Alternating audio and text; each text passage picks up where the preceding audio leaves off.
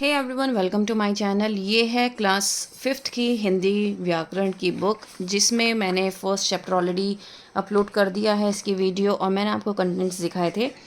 आज हम करेंगे हमारी वर्णमाला, और हमारी वर्णमाला में आज हम करेंगे स्वर और व्यंजन, वावल्स एंड कॉन्सोनेंट्स और अल्फ़ाबेट्स। ठीक है ना। वर्णमाला को क्या कहते हैं? आर अल्फ़ाबेट। अब इसमें आप देख सकते हैं इस कंटेंट में काफ़ी सारे पार्ट हैं, राइट। क ख ग घ न छ तक हमारे पार्ट्स हैं। तो हर एक पार्ट को हम अलग वीडियो में करेंगे, और हर एक पार्ट के साथ आपको एक्सरसाइज भी कराई जाएगी, तो बच्चे को बहुत अच्छे से समझ में आ जाएगा। सबसे पहले करते हैं स्वर एंड व्यंजन। स्वर हम जानते हैं हमारे वॉवल्स हमारे स्वर कहलाते हैं। व्यंजन मीन्स कॉन्सोनेंट्स। वॉवल्स इंग्लिश में 5 होते हैं, AEIOU, और जितने भी अल्फ़ाबेट्स होते हैं 21 alphabets, rest of the 21 alphabets वो क्या कहलाते हैं? कॉन्सोनेंट्स कहलाते हैं। टोटल अल्फ़ाबेट्स इंग्लिश में होते हैं 26, जिसमें से 5 मैंने आपको वॉवल्स बताए। तो 26 में से 5 माइनस करोगे 21 बचा, तो 21 कितने हैं? कॉन्सोनेंट्स हैं। भाषा ध्वनियों से बनती है, मतलब जो हमारी आवाज़ निकल रही है, आप मेरी आवाज़ सुन पा रहे हैं, ध्वनि है, तो इससे क्या बनती है? भाषा बनती है। वर्ण भाषा की सबसे छोटी इकाई होती है। वर्णों के मेल से शब्दों का निर्माण होता है।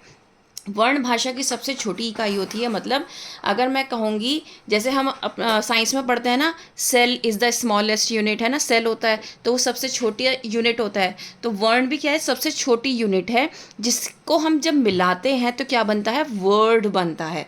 ठीक है। आइए वर्णों को एक क्रम में लगाकर माला में पिरोए, मतलब क्या करेंगे? हम एक क्रम में लगाएंगे, एक के बाद एक लगाएंगे। जैसे ए के बाद बी आता है, बी के बाद सी आता है, तो हम क्या कर रहे हैं? इसको एक के बाद एक क्रम में लगाएंगे। वर्णों के निश्चित क्रम को वर्णमाला कहते हैं। निश्चित क्रम मतलब जो एक प्रॉपर वे में लगा हुआ हो, उसको कहते हैं निश्चित क्रम। प्रॉपर वे में लगाने को क्या कहते हैं? वर्णमाला कहते हैं। जैसे हम इंग्लिश में बोलते हैं अल्फ़ाबेटिकल ऑर्डर। स्वर स्वर कौन कौन से होते हैं हमारे? स्वर टोटल 11 होते हैं हिंदी में, और इंग्लिश में वॉवल्स कितने होते हैं? 5 होते हैं, AEIOU। ठीक है। हिंदी में स्वर कौन कौन से होते हैं? 11। अ आ इ ई उ ऊ री ए ऐ ओ औ। ये क्या है? आपके स्वर हैं। और अन्य वर्ग वर्ण कौन से होते हैं हमारे? अंग और एह।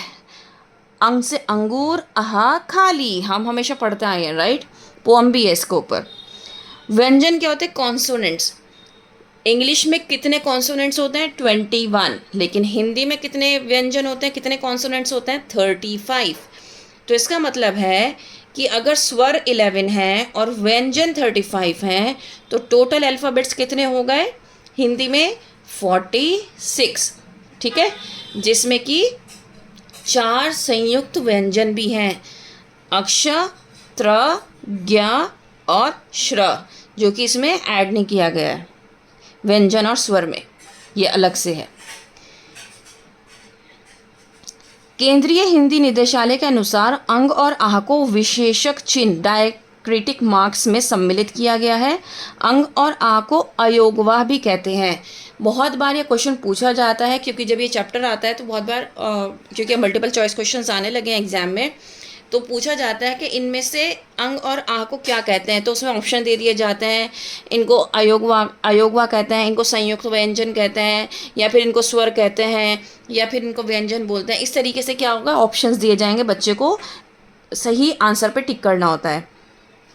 अयोगवा का मतलब क्या होता है? कि ए के साथ आ के साथ मिलाकर कोई एक वर्ड बने प्रॉपर, जिसका मीनिंग हो, दैट इज नोन एज अयोगवा। हिंदी के वर्णों को 2 भागों में बांटा गया है, स्वर और व्यंजन, कॉन्सोनेंट्स एंड वॉवल्स। स्वर क्या होते हैं? जिन वर्णों के उच्चारण से में हवा बिना किसी रुकावट के मुंह से बाहर आती है, जैसे कि आ ई। इसमें हमारा कोई भी रुकावट कैसे नहीं हो रही है? हमारी जो टंग है, हमारी जो ज़ुबान है, वो ना ही ऊपर लग रही है ना ही नीचे लग रही है। अगर आप ध्यान से जब आप बोल रहे हैं तब करें आ, तो आपकी ज़ुबान नीचे है, राइट। तो हवा जो है आराम से बाहर आ रही है।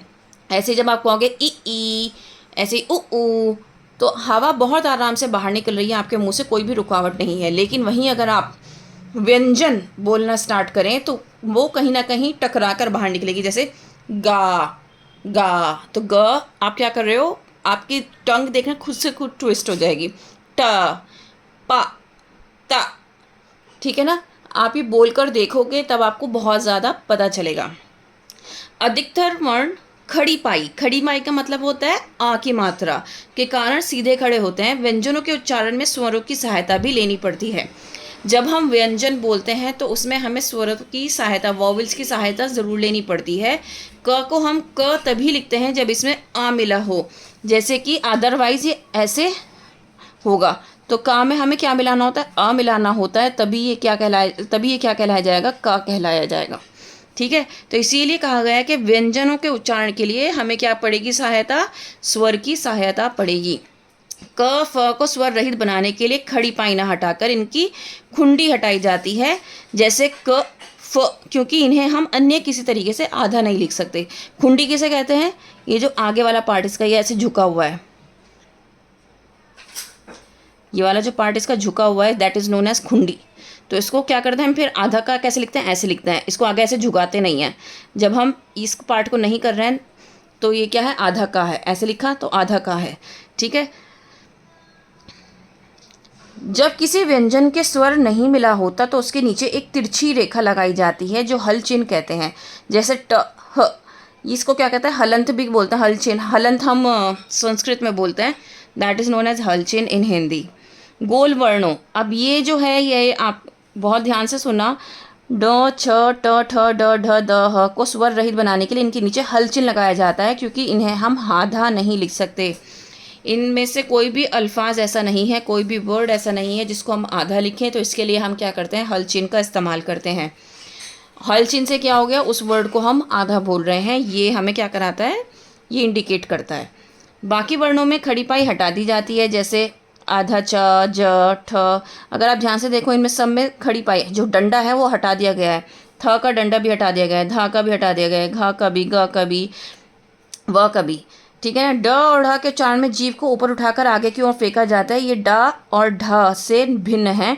ड़ और ढ का प्रयोग कभी भी शब्द के आरंभ में नहीं होता। क्या आपने कभी सुना है ड़ को स्टार्टिंग में बोलते हुए? नहीं, हम बोलते हैं सड़क, पढ़ाई, लेकिन ये बीच में आता है हमेशा, कभी भी स्टार्टिंग में नहीं आता है। तो आज हमने इस चैप्टर में क्या सीखा, वर्ण भाषा की सबसे छोटी इकाई होती है। वर्णों के निश्चित क्रम को वर्णमाला कहते हैं, और वर्णों के दो प्रकार हैं, स्वर और व्यंजन, वॉवल्स एंड कॉन्सोनेंट्स। चलो इसकी एक्सरसाइज करते हैं। वर्ण किसे कहते हैं, वर्ण भाषा की सबसे छोटी इकाई को कहते हैं। वर्णमाला किसे कहते हैं, वर्णों के निश्चित क्रम को क्या कहते हैं, हम वर्णमाला कहते हैं। दिए गए शब्दों का प्रयोग करके खाली स्थान भरिए।